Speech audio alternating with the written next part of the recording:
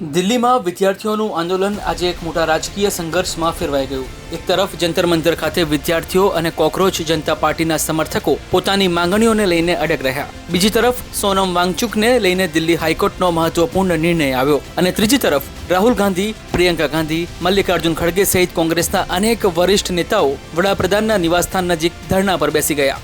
સમાજવાદી પાર્ટીના અધ્યક્ષ અખિલેશ યાદવ પણ આ ધરણામાં જોડાયા. ત્યારબાદ પોલીસે રાહુલ ગાંધી અને અખિલેશ યાદવની અટકાયત કરી. કોંગ્રેસના અન્ય અનેક નેતાઓ અને કાર્યકર્તાઓને પણ અટકાયતમાં લેવામાં આવ્યા અને ધરણા સ્થળ ખાલી કરાવવામાં આવ્યું. સરકારની રજૂઆત છે કે તેઓ સંસદમાં નીટ અને વિદ્યાર્થી આંદોલન સાથે જોડાયેલા તમામ મુદ્દાઓ પર ચર્ચા કરવા તૈયાર છે. પરંતુ કોંગ્રેસે માત્ર ચર્ચા નહીં, શિક્ષણ મંત્રીના રાજીનામા સહિત 5 માંગણીઓ સ્વીકારવાની શરત મૂકી. આ અસહમતિના કારણે સરકાર અને કોંગ્રેસ વચ્ચેની વાતચીત નિષ્ફળ ગઈ. અંતે પોલીસે ધરણા સમાપ્ત કરાવ્યા. વડાપ્રધાનના નિવાસસ્થાન તરફ કોંગ્રેસની કૂચ. કોંગ્રેસે મલ્લિકાર્જુન ખડગેના નિવાસસ્થાનેથી વડાપ્રધાનના નિવાસસ્થાન તરફ કૂચ શરૂ કરી હતી. આ કૂચનું નેતૃત્વ રાહુલ ગાંધી અને પ્રિયંકા ગાંધી વાડ્રાએ કર્યું હતું. તેમાં કોંગ્રેસ અધ્યક્ષ મલ્લિકાર્જુન ખડગે, કેસી વેણુગોપાલ, પવન ખેડા, દીપેન્દ્ર હુડ્ડા, અમરિન્દરસિંહ રાજા વડિંગ અને કર્ણાટકના મુખ્યમંત્રી ડીકે શિવકુમાર સહિતના અનેક નેતાઓ જોડાયા. કોંગ્રેસના નેતાઓ વડાપ્રધાનના સત્તાવાર નિવાસસ્થાન 7 લોક કલ્યાણ માર્ગ નજીક પહોંચ્યા અને ધરણા પર બેસી ગયા. પ્રદર્શનકારીઓએ વડાપ્રધાન નરેન્દ્ર મોદી, કેન્દ્રીય ગૃહમંત્રી અમિત શાહ અને શિક્ષણ મંત્રી ધર્મેન્દ્ર પ્રધાનના રાજીનામાની માંગ સાથે સૂત્રોચ્ચાર કર્યા. રાહુલ ગાંધીએ કહ્યું કે કોંગ્રેસ વિદ્યાર્થીઓ સામે થયેલી કથિત બર્બરતાનો જવાબ માંગવા વડાપ્રધાનના નિવાસસ્થાન સુધી આવી છે. તેમણે આરોપ લગાવ્યો કે સરકાર ન તો જવાબદારી સ્વીકારવા માંગે છે અને ન તો સંસદમાં આ વિષય પર ચર્ચા કરાવવા માંગે છે. રાહુલ ગાંધીએ દેશના લોકોને વિદ્યાર્થીઓને ન્યાય અપાવવા માટે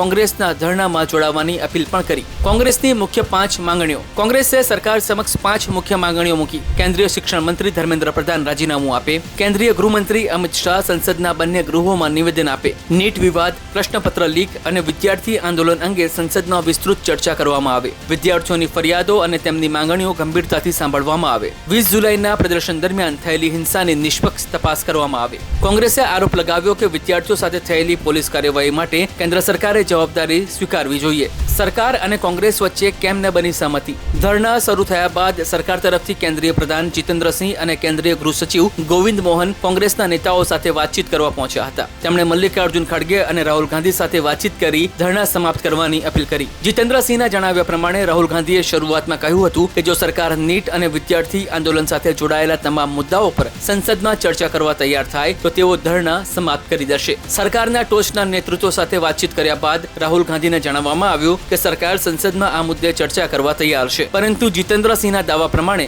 રાહુલ ગાંધીએ ત્યારબાદ શિક્ષણ મંત્રી ધર્મેન્દ્ર પ્રધાનના રાજીનામાની માંગ પણ ઉમેરી અને માત્ર ચર્ચાના આશ્વાસન પર ધરણા સમાપ્ત કરવાનો ઇનકાર કરી દીધો.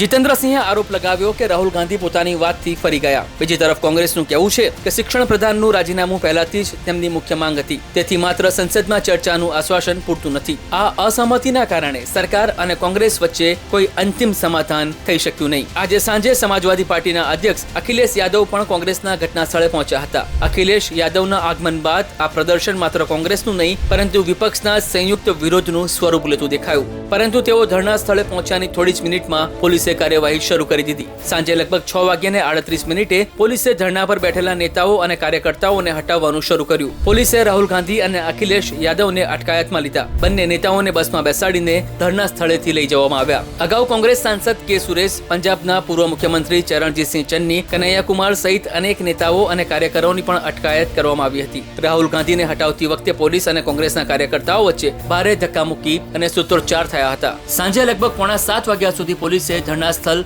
ખાલી કરાવવાની કાર્યવાહી ચાલુ રાખી. આ રીતે વડાપ્રધાનના નિવાસસ્થાન નજીક શરૂ થયેલું કોંગ્રેસનું ધરણા પ્રદર્શન અટકાયત અને પોલીસ કાર્યવાહી સાથે સમાપ્ત કરાવવામાં આવ્યું. 21 જુલાઈનો દિવસ અનેક મોટા ઘટનાક્રમોનો સાક્ષી બન્યો. દિલ્હી હાઈકોર્ટે સોનમ વાંગચુકને સફદરજંગ હોસ્પિટલમાંથી તેમની પસંદગીની ખાનગી હોસ્પિટલમાં ખસેડવાની મંજૂરી આપી. સીજેપીએ ફરીથી સંસદ કૂચ નહીં કરવાનો પરંતુ જંતર મંતર ખાતે આંદોલન ચાલુ રાખવાનો નિર્ણય કર્યો. કોંગ્રેસે વડાપ્રધાનના નિવાસસ્થાન તરફ કૂચ કરીને 5 મુખ્ય માંગણીઓ રજૂ કરી. સરકાર સંસદમાં ચર્ચા કરવા તૈયાર થઈ, પરંતુ શિક્ષણ મંત્રીના રાજીનામા સહિતની અન્ય માંગણીઓ પર સહમતિ ન બની. ત્યારબાદ અખિલેશ યાદવ પણ ધરણામાં જોડાયા, પરંતુ થોડી જ મિનિટોમાં પોલીસે રાહુલ ગાંધી અને અખિલેશ યાદવની અટકાયત કરી. કોંગ્રેસના અન્ય અનેક નેતાઓ અને કાર્યકરોને પણ અટકાયતમાં લઈને ધરણા સ્થળ ખાલી કરાવવામાં આવ્યું. બીજી તરફ વડાપ્રધાન નરેન્દ્ર મોદીએ ભૂલ રહિત પરીક્ષા વ્યવસ્થા ઊભી કરવા, ગેરરીતિ કરનારા લોકોને કડક સજા આપવા અને ભવિષ્યમાં પ્રશ્નપત્ર લીક અટકાવવા માટે સખત પગલાં લેવાની વાત કરી. પરંતુ મૂળ સવાલો હજુ યથાવત છે. શું સરકાર અને વિદ્યાર્થી સંગઠનો વચ્ચે સીધી અને ઔપચારિક વાતચીત શરૂ થશે? શું 20 જુલાઈની હિંસાની નિષ્પક્ષ તપાસ કરવામાં આવશે? શું શિક્ષણ મંત્રીના રાજીનામાની માંગ અંગે સરકાર કોઈ નિર્ણય લેશે? અને શું કોંગ્રેસ તથા અન્ય રાજકીય પક્ષોની એન્ટ્રી વિદ્યાર્થીઓના આંદોલનને મજબૂત બનાવશે કે પછી મૂળ આંદોલન રાજકીય પક્ષો વચ્ચે વહેંચાઈ જશે? કારણ કે આ વિવાદ માત્ર એક પરીક્ષા કે એક મંત્રીના રાજીનામાનો નથી. આ દેશના લાખો વિદ્યાર્થીઓની મહેનત,